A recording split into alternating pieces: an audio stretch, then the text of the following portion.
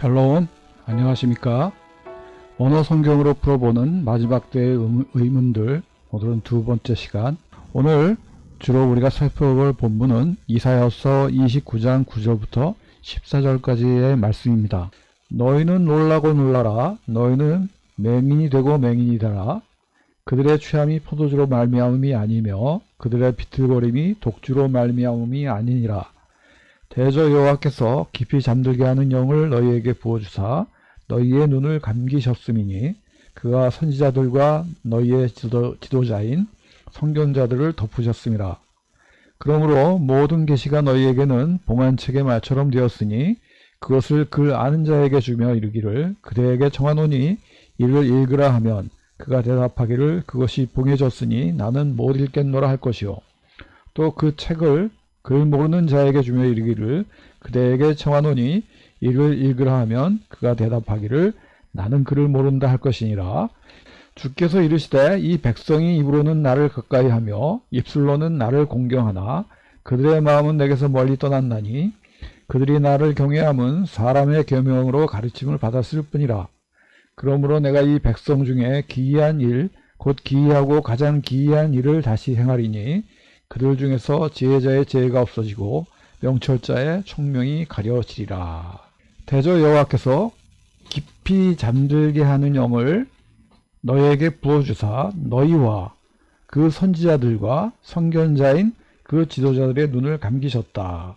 여기서 잠들게 했다는 얘기는 육신의 잠을 의미하는 것은 아니겠죠. 영적인 잠을 의미하겠죠. 근데 영적인 잠만 우리가 자게 된 것이 아니라 그렇게 됨으로써 또 볼 수 없게 되었음을 우리가 여기서 살필 수 있습니다. 눈들을 감기셨다는 그런 표현이 있죠.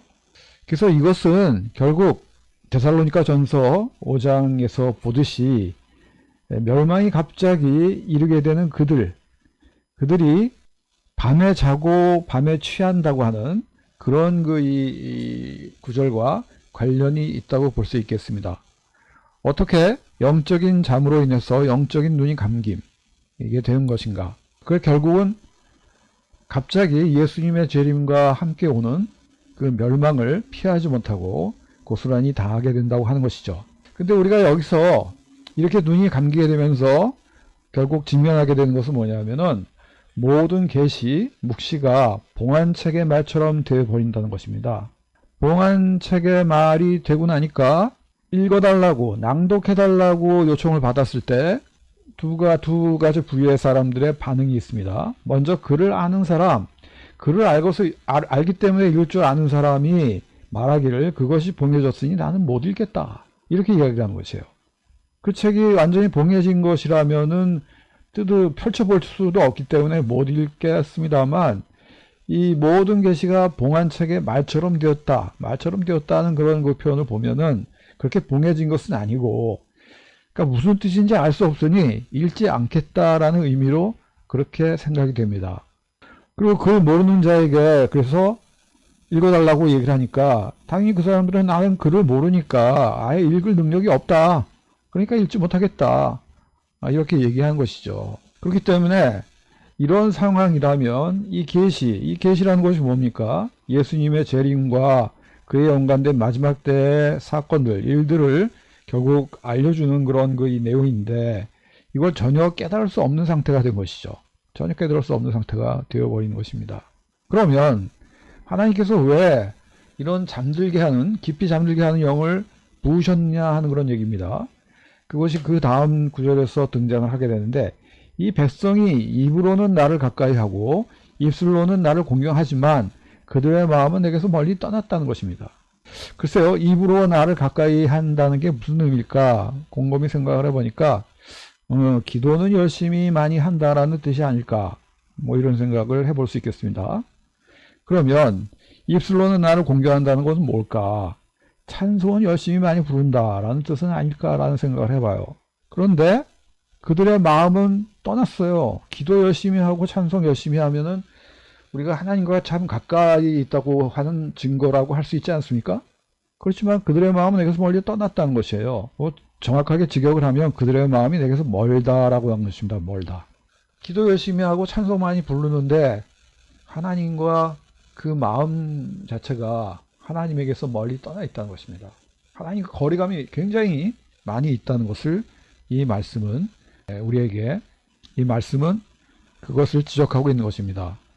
그러면 왜 하나님께서 이렇게 진노하셨을까? 어떻게 보면 이런 그 책망과 지적을 하셨을까? 한번 깊이 생각을 해본다면 그 다음에 등장하는 말씀이 우리에게 의미심장하게 다가옵니다. 그들이 나를 경외함은 사람의 계명으로 가르침을 받았을 뿐이기 때문에 그렇다라는 것이 그것 또한 이유가 아닐까 하는 생각을 해볼 수 있죠. 여기서 계명이라고 이렇게 번역을 한 것은 미스바라고 한 것입니다. 미스바라는 것은 뭐 명령으로 얘기할 수도 있고 계명으로 얘기할 수도 있는데, 성도들이 신자들이 사람의 미스바로 가르침을 받고 있다는 얘기입니다. 오늘날 우리들이 어떤 것이 사람의 미스바의 역할을 할 것인가 생각을 해보면 설교나 부흥사경의 신앙 세미나 이런 것들이 해당될 수 있겠죠. 우리가 이런 어떤 설교나 부흥사경의 신앙 세미나 같은 데서 어떤 강의나 설교를 듣게 되면은 대개 반응이 뭡니까? 아, 은혜 많이 받았다. 어찌 보면 마음의 위로를 많이 받았다. 뭔가 좀 익사이팅해지는 것 같다. 뭐 이런 이 반응들을 많이 보이게 되죠. 그런데 이것이 사람의 미스바이지만 하나님의 미스바일까? 하나님의 미스바는 하나님께서 이러한 것들, 사람의 미스바는 아니라고 생각하시는 거예요. 제가 생각하기에는 성경 말씀은 가장 확실한 하나님의 미스바죠. 그런데 오늘날 많은 사람들이 사실상 포기하고 있습니다. 성경 말씀을 제대로 연구하고 깨닫는 일에 대해서 포기하고 있습니다. 그래서 결국 그들의 마음이 하나님에게서 멀어지게 된 이유, 그거는 성경 말씀과 멀어졌기 때문에 아닌가, 성경 말씀을 제대로 연구하지 않기 때문에 그런 것은 아닌가라는 생각을 해봅니다. 아예 연구 자체를 포기한 부분들이 많다는 것입니다. 왜 그렇게 됐을까요? 결국 봉인된 책의 말씀과 같아졌기 때문에 그런 거 아닌가라는 생각을 해볼 수 있습니다. 그런데 예수님께서는 이러한 상태에 대해서 아주 무서운 말씀을 합니다. 그 외식하는 자와 같아진다는 것입니다. 그런 참 입술로 존경하고 입으로는 하나님을 가까이 하는 것 같지만, 그렇지만 마음은 멀어진 것, 그 다음에 하나님의 미스바가 아니라 사람의 미스바로만 가르치는 이런 상태를 결국 외식하는 자로 그렇게 묘사를 하고 있다는 얘기입니다. 마가복음 말씀을 읽어보죠. 이르시되 이사야가 너희 외식하는 자에 대하여 잘 예언하였도다. 기록하였으되 이 백성이 입술로는 나를 공경하되 마음은 내게서 멀도다. 사람의 계명으로 그 교훈을 삼아 가르치니 나를 헛되이 경배한도다 하였느니라. 너희가 하나님의 계명은 버리고 사람의 전통을 지키느니라. 바로 이사야 29장 아까 읽었던 본문 말씀을 인용하시면서 그런 상태에 빠진 사람들은 뭐라고 정의를 하십니까? 외식하는 자라고 정의를 하는 것입니다. 외식하는 자. 우리가 예수님의 설교를 복음서를 통해서 읽어보면 외식하는 자들을 얼마나 혐오하시는지를 쉽게 알 수 있죠. 그래서 외식하는 자들이 돼버린 그들의 마음이 하나님으로부터 멀어진 그런 상태에 빠졌다는 것을 판단할 수 있는 근거가 뭐냐? 사람의 전통을 따르더라. 사람의 명령을 따르더라. 사람의 생각을 따라가더라라는 것입니다. 근데 그 사람의 생각이라는 것이 그 성경 말씀 하나님의 미스바하고는 어긋나 있는 경우가 많다는 것이겠죠. 그래서 마음이 내게서 멀도다라고 하셨다고 우리가 볼 수 있습니다. 그런데 왜 마음이 멀어질 것인가? 하나님의 말씀과 마음은 어떤 관련이 있기 때문에 그런가? 한번 생각을 해봅시다. 누가복음 8장에 우리가 씨 뿌리는 자의 비유가 있죠. 씨 뿌리는 비유. 길가에 있다는 것은 말씀을 들은 자니 이에 마귀가 가서 그들이 믿어 구원을 얻지 못하게 하려고 말씀을 그 마음에서 빼앗는 것이오라고 되어 있습니다. 하나님의 말씀이 씨죠. 근데 그 씨가 뿌려지는 곳이 바로 마음이라는 것입니다. 그러니까 그 결실을 맺을 곳도 사실은 마음인 것입니다. 결실이라는 것이 무엇일까요? 바로 말씀을 듣고 이 깨달음을 얻는 곳이 마음이라고 한 것이에요. 그러니까 하나님의 말씀에 대한 깨달음이 없으니까 그 마음은 하나님에게서 멀어져 있는 것일 수밖에 없어요. 거기에 무엇이 채워져 있는 것입니까? 잔뜩 사람의 미스바가 채워져 있는 것이에요. 하나님의 말씀과 상관이 없는 사람의 미스바가 잔뜩 잡초처럼 무성하게 자라 있는 것입니다. 우리가 에베소서 1장 말씀을 보면 마음의 눈이라는 표현이 있습니다. 이 마음의 눈을 밝게 떠야만 우리에게 알 수 있는 그런 내용들이 이 뒤에 나오는 내용입니다. 부르심의 소망이 무엇인가? 그 기업의 영광의 풍성함이 무엇인가? 우리에게 베푸신 하나님의 능력의 지극히 크심이 어떠한가? 이 마음의 눈을 떠야만 우리가 알 수 있게 된다는 것입니다. 이게 사실은 우리가 성경을 통해서 말씀을 통해서 깨달아야 될 중요한 내용들을 요약하고 있는 것이 아닙니까? 소망, 그 다음에 우리가 받을 유산, 그 다음에 하나님의 능력이 얼마나 큰가. 우리가 이런 것들을 깨달아야지 우리가 이 세상에서 하나님이 원하시는 삶을 살 수 있는 거 아니겠습니까? 근데 말씀을 먹지 못하면 마음의 사람이 자라지 못하기 때문에 마음의 눈을 우리가 뜰 수가 없는 것이에요. 영양실조에 걸리면은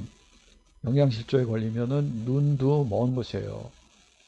아프리카에 기아에 허덕이는 아이들 상당수가 어렸을 때 먹지 못하기 때문에 결국 맹인이 되어버리는 그런 일이 허다합니다. 그래서 영적인 맹인이 되어버리는 것입니다. 그리고 영적인 맹인은 하나님께 가까이 다가가지 못할 것은 너무나 당연한 것입니다. 보여야지 가지 않겠습니까? 그래서 하나님께서는 그러한 상태에 있는 이 세상에 어떻게 보면 하나님의 백성들에 대해서 기이한 일을 행하실 것이라고 이야기를 합니다. 내가 이 백성 중에서 기이한 일, 곧 기이하고 가장 기이한 일을 다시 행할 것인데 그 일이 뭐냐? 그들 중에 지혜자의 지혜가 없어지고 명철자의 총명이 가려질 것이라는 그런 이야기입니다. 영적인 지도자라고 자처하는 분들, 뭐 신학자나 목회자나 위대한 설교자나 그런 사람들이라고 할지라도 지혜가 없고 총명이 가려진다는 것입니다. 그렇기 때문에 어떻게 됩니까? 맹인이 되어 맹인을 인도하게 되는 그런 일이 벌어질 수 있다는 것입니다. 그렇다면 그 둘이 다 구덩이에 함께 빠지게 되는 거 아니겠습니까?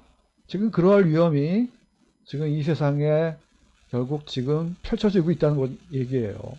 영적으로 엄청나게 하나님의 말씀의 법도를 떠난 이 세상의 이 풍조가 이 세상을 또 교회를 우리 그리스도인들을 덮쳐오고 있는데 거기서 우리가 어디로 가야 될지 맹인이기 때문에 그 지도자들조차도 맹인이기 때문에 어디로 가야 될지 모르고 있는 거예요.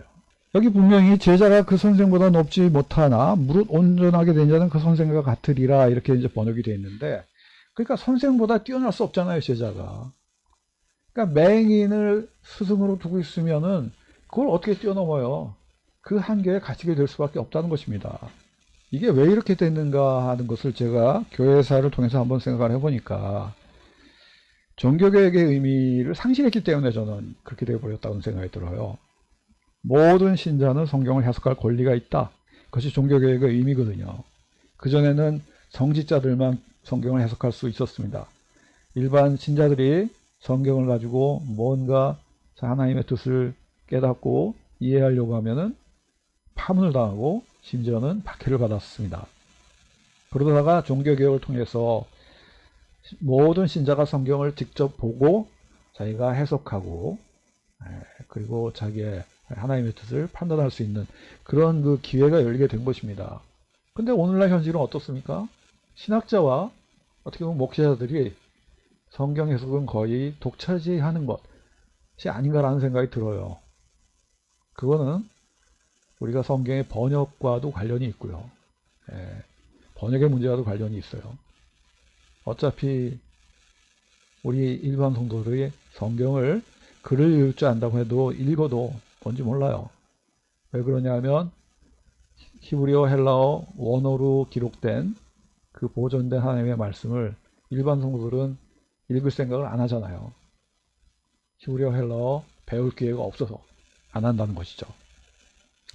그렇다면 제자가 선생보다 높지 못하기 때문에 우리가 해야 될 그런 일은 무엇이겠습니까?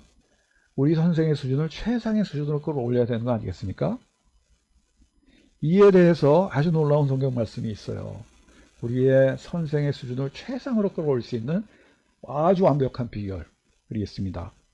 바로 우리의 스승으로, 우리의 선생으로 성령님을 모시는 거예요. 그게 바로 요한일서 2장 27절부터 28절까지의 말씀입니다. 읽어보겠습니다.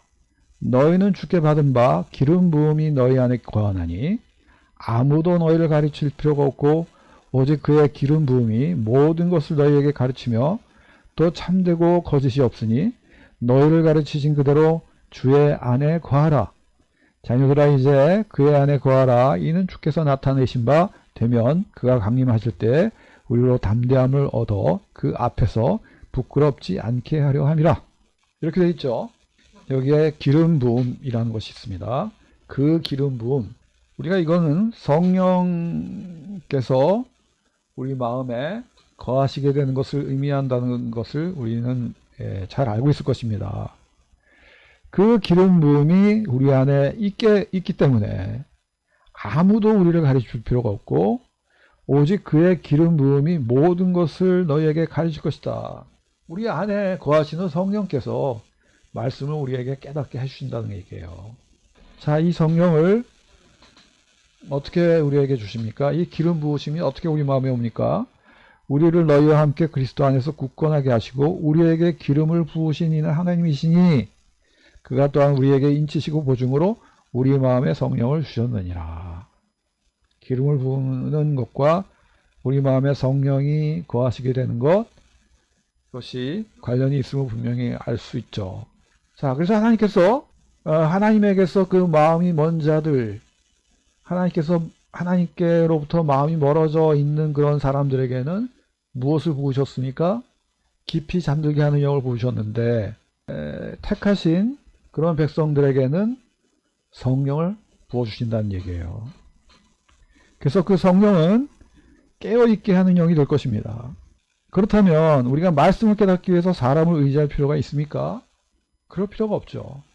그럴 필요가 없다고 이야기를 하는 것입니다. 그래서 우리들이 진정으로 깨어있는 자가 되고 싶다면 스스로 하나님의 말씀을 펼쳐야 됩니다. 뭘 믿고요? 우리 안에 부어주신 그 기름 부음, 바로 성령님을 의지해서 우리가 말씀을 펼치고 연구해야 되는 것입니다. 그렇다면 깨달음을 주시는 것이에요. 우리가 깨어있게 되는 것이에요. 그리고 예수님께서 나타나시는 그때 그 멸망, 함께 다가오는 멸망을 우리는 직면하지 않고 능히 피하게 되고 그리고 결국 주님 앞에 부끄러움이 없이 설 수 있게 된다는 얘기입니다. 얼마나 놀라운 약속입니까? 일단 우리가 성령을 받아야 되잖아요. 성령의 기름 부음을 우리들이 받아야 되잖아요. 그 기름 부음을 받으려면 어떻게 해야 되겠습니까? 우리가 그것과 직접적으로 관련이 되는 것 듯한 그런 말씀을 하나 찾아볼 수 있습니다. 누가복음 11장 13절 말씀이죠. 너희가 악할지라도 좋은 것을 자식에게 줄 줄 알거든 하물며 너희 하늘 아버지께서 구하는 자에게 성령을 주시지 않겠느냐 하시니라. 제가 시간 관계상 다 읽지는 않겠습니다만 이 누가복음 11장 말씀 이 앞에 부분은 무슨 얘기가 나오냐면 제자들이 예수님께 우리에게 기도를 가르쳐 주십시오 라고 했을 때 예수님께서 우리에게 기도를 가르쳐 주십니다. 그 기도를 가르쳐 주시고 구하라, 그 다음에 찾으라, 문을 두드리라. 그러면 얻을 것이요, 그 다음에 찾으면 찾아질 것이요, 문을 두드리면 열릴 것이다. 너에게 아버지께 뭐 생선을 달라고 그러는데 정갈을 주고 뱀을 주고 뭐 그럴 이 부모가 있겠느냐. 그러면서 구하는 자에게 성령을 주시지 않겠느냐. 악할지라도 좋은 것을 주는 세상의 부모인데 하늘의 아버지께서는 구하는 자에게 성령을 주시지 않겠느냐라고 이렇게 말씀하고 계시죠. 근데 우리가 여기서 이렇게 생각하기 쉽죠? 구하는 자가 구한 것이 성령이었겠구나. 그러니까 성령을 구했으니까 하나님께서 성령을 주셨겠구나. 이렇게 생각을 하죠. 그런데 아닙니다. 이걸 직역을 하면 그것을 구하는 자에게 더더욱 성령을 주시지 않겠느냐. 이것이 원래 그 원문이 가지고 있는 뜻이에요. 직역을 하면 이렇습니다. 그것을 구하는 자에게 성령을 하나님의 뜻으로 그 구하는 자가 구하지도 않았는데 성령을 주신다는 얘기예요. 그래서 이번에 제가 다시 한번 말씀을 통해서 확인했지만 신약 성경 어느 곳에서도 우리 예수님이나 그 다음에 사도들이나 그 성령을 하나님께 구하라고 우리에게 권면한 설교나 편지를 쓴 적이 없어요. 성령을 직접 너희가 구하라 이런 그 구절이 없더라고요. 그래서 성령은 우리가 구한다고 해서 주어지는 것이 아닙니다. 그런데 이 누가복음 10장 말씀을 보면 그것을 구하는 자에게는 성령을 하나님께서 하나님의 뜻으로 주신다는 얘기예요.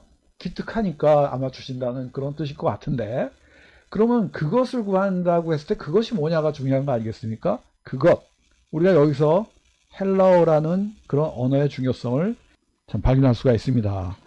그건 뭐냐면 이 명사나 대명사마다 다 성수격이 있어요. 남성 단수나 복수냐, 남성이냐 여성이냐 중성이냐, 이런 그 성수격이 있어요. 근데 여기서 그것을 구하는 자라고 했을 때 이 그것은 남성 단수입니다.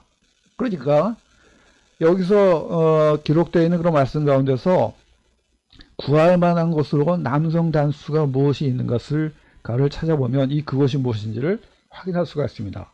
보니까 생선을 달라 하는데 뱀을 주겠느냐라고 했을 때 이 생선이 남성 단수예요. 뱀은 남성 단수가 아니에요. 생선이 남성 단수예요. 그게 이상하잖아요. 생선을 구하는데 성령을 하나님께서 주신다?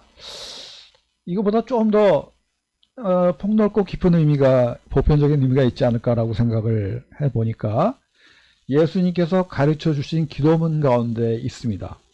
바로 남성 단수 명사 양식입니다. 양식. 원래는 빵과 떡이라는 뜻의 그 단어인데 우리가 이 개역개정 성경에서는 양식으로 번역을 하죠. 바로 이 양식이 이 그것에 해당되는 것으로 우리가 추정할 수가 있어요. 거의 저는 확실하다고 생각을 하는데 이 생선도 결국에는 양식을 구하는 행위랑 다를 바가 없잖아요. 그래서 양식을 구하되 그 양식이 어떤 양식이냐, 일용할 양식을 구하는 것입니다. 일용할 양식, 매일매일 그날 먹을 양식을 구하는 거예요. 그러니까 이걸 구하는 사람이 굉장히 욕심이 없는 거잖아요. 굉장히 욕심이 없어요. 내게 10년 먹을 좋은 집, 그 다음에 내가 오래오래 이 땅에서 살 때 필요한 모든 것, 이런 걸 구한 게 아니고 오늘 하루 내가 먹고 살고 그 다음에 필요로 하는 것들, 이걸 구한다는 그런 의미라고 할 수 있겠죠. 결국 이건 뭐냐면 예수님께서 가르쳐 주신 기도문의 참 정신을 이해하고 구하는 사람은 하나님께서 알아서 성령을 주신다라는 의미가 아닐까, 저는 그렇게 생각을 합니다. 그거예요. 구하는 자가 성령을 구하지 않았어요. 그런데 하나님께서 성령을 주셨어요. 기특하기 때문에. 왜 기특해요? 하나님의 뜻에 맞는 기도를 드렸기 때문에 그렇죠. 하나님의 마음에 맞는 삶을 살고 있기 때문에 그렇죠. 그래서 우리가 성경 말씀을 통해서 밤과 어둠에 속한 자들이 구할 만한 것과 낮과 빛에 속한 자들이 구할 만한 것을 한번 구분을 지어봤습니다. 밤과 어둠에 속한 자들이 구할 건 뭘까요? 육신의 정욕을 위한 거, 안목의 정욕을 위한 거, 삶의 사랑을 위한 거, 또 삶의 염려를 극복하기 위한 것, 무엇을 입을까, 무엇을 먹을까, 무엇을 마실까, 이런 것들을 구하고, 그다음에 예수님께서 또 지적하신 게 있죠. 표적을 구한다. 악한 세대가 표적을 구한다라고 하죠. 그러니까 밤과 어둠에 속한 자들은 말씀을 연구할 생각을 안 하고 표적을 구해. 그렇지만 낮과 빛에 속한 자들은 우리가 주님께서 가르쳐 주신 기도문에서 보듯이 하나님의 이름이 거룩히 여김을 받으실 것, 그 다음에 하나님의 나라가 이 땅에 임하는 것, 일용할 양식, 우리의 죄를 용서해 주실 것, 시험에 들어가지 않는 것, 그의 나라와 그의 의를 구하고 전도의 문을 열어주시도록 기도하든가, 아니면 때를 분별하는 그 분별의 지혜, 그 다음에 선한 것과 악한 것, 그것을 구분할 수 있는 분별의 지혜, 그 하나님의 뜻에 맞는 선함과 악함이죠. 세상이 구분하는 그 선함과 악함이 아니죠. 그런 참된 분별의 지혜를 구하게 될 것입니다. 그러니까 하나님께 구하는 것이 하나님의 마음에 맞으면 하나님께서 덤으로 큰 선물을 주시는데 성령을 주시는 거예요. 성령을 구하는 자에게 주시는 게 아니라 성령이 아니라 하나님이 원하는 하나님이 기특히 여기실 만한 것들을 구하는 자에게 성령을 주신다. 이 말씀이라고 할 수 있습니다. 여러분들이 제가 이렇게 정리한 말씀을 그냥 그대로 받아들이지 마세요. 여러분들 나름대로 제가 인용한 말씀들 또 그 외에 다른 성경 말씀을 찾아서 한번 스스로 판단을 해보십시오. 그것이 베레안의 자세입니다. 저는 이렇게 생각을 하고 이렇게 이해를 합니다. 그렇게 했을 때 성령이 우리에게 주어지고 그 다음에 우리는 낮과 빛에 속하는 자들로서 하나님의 말씀을 우리 마음 간에 심겨진 하나님의 말씀을 통해서 결실을 얻을 수 있는 자가 된다고 저는 그렇게 믿고 있는 것입니다. 그래서 우리는 그의 기름 부음이 우리를 가르친다라고 했을 때 이 기름 부음이 성령이며 그 성령이 말씀과 어떤 관계가 있는지를 한번 살펴볼 필요가 있는데 이걸 깨닫게 해줄 수 있는 말씀이 에베소서 6장 17절 말씀입니다. 구원의 투구와 성령의 검 곧 하나님의 말씀을 가지라 라고 하는 것입니다. 얼른 읽기에는 성령의 검이 곧 하나님의 말씀이다. 그러니까 하나님의 말씀이 검이다, 칼이다 이렇게 생각하기가 쉽죠. 그런데 이 원문은 뭐냐면은 그 칼에 그러니까 성령의 그 칼은 그것이 바로 하나님의 말씀이다 라고 했을 때 요게 이제 관계 대명사예요. 바로 요게 관계 대명사인데 아까 성수격 말씀드렸죠. 근데 이 검은 여성 단수예요. 이 칼은 여성 단수고 성령은 중성 단수예요. 이 관계 대명사 요 관계 대명사는 중성 단수예요. 그러니까 이 관계 대명사가 수식하는 선행사는 뭡니까? 바로 성령입니다. 바로 이 성령이 뭡니까? 하나님의 말씀이라는 것이에요. 그러니까 성령은 하나님의 말씀이라는 결론이 이 말씀 가운데서 도출되는 것입니다. 성령과 하나님의 말씀은 동일한 존재다라고 그렇게 생각할 수 있을 정도라는 것이에요. 말씀과 성령은 같이 행하신다, 같이 역사하신다 이렇게 생각하면 되겠죠. 바로 그 말씀이 살아있고 활력이 있습니다. 그래서 예리해서 혼과 영과 관절과 골수를 찔러 쪼개기까지 하고 마음의 생각과 뜻을 판단하기도 합니다. 하나님의 말씀이 인격적인 존재로서의 그런 역할을 한다는 얘기예요. 성령께서 하시는 그런 역할을 하신 거예요. 그러니 그 말씀이 우리 마음 가운데 심겨지면 우리가 물 주고 애쓸 필요가 없어요. 성령께서 알아서 우리 마음 가운데서 100배의 결실을 거두게 해주시는 것입니다. 우리로 하여금 깨어있게 하고 낮에 속한 자, 빛에 속한 자의 그런 속성의 삶을 살 수 있게 해주신다는 얘기입니다. 그렇기 때문에 우리는 성령을 받아야 되는 것이에요. 성령을 받기 위해서 뭘 해야 됩니까?